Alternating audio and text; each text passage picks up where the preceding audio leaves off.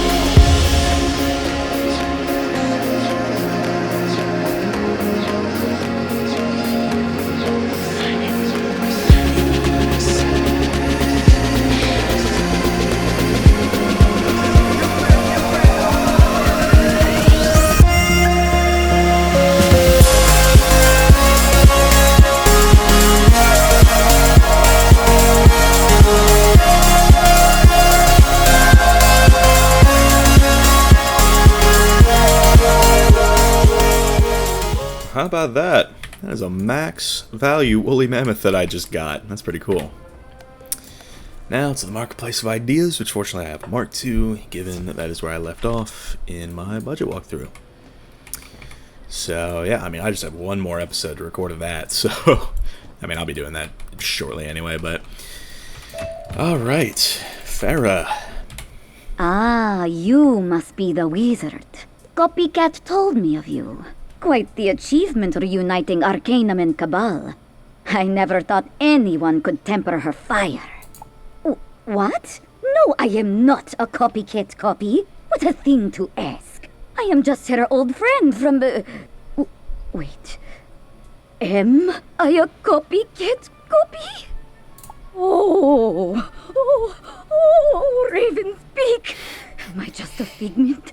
An illusion? A pretender? A fragment? No.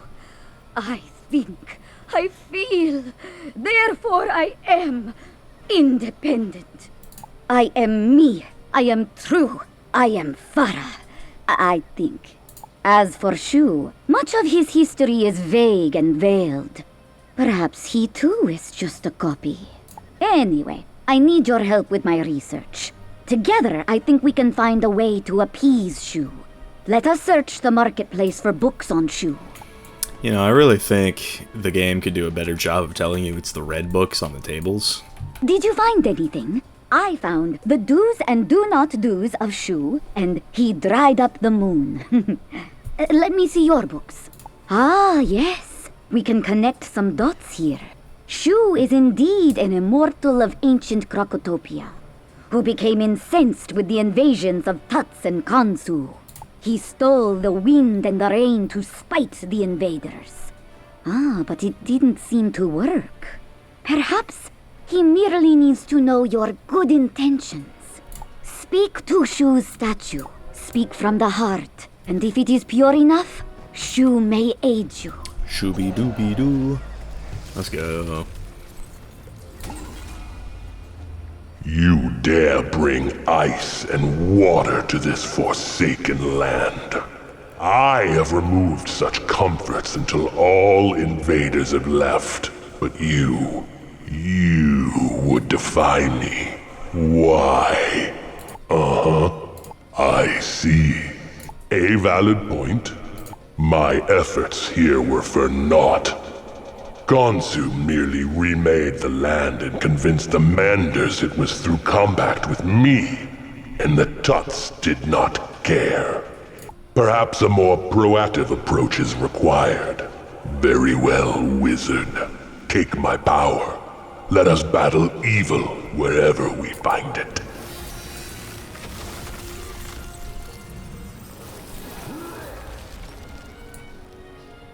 All that just to get countered for 4 pips. I really hate to see that. Anyway, that is the end of the Shu quest. So there we go. It looks like we've still got some spell limits to go before we can really upgrade it, but yeah, I mean, that's pretty cool. That is going to be the last spell that we learn on this character, so there is that. So with that in mind, I just have one more episode left to record. So for the time being, thank y'all for watching. I've been Ice Gold. Be sure to like, subscribe, and leave like 50 comments for the algorithm. My Discord is down in the description if you want to chat with me some more, and I will see y'all later.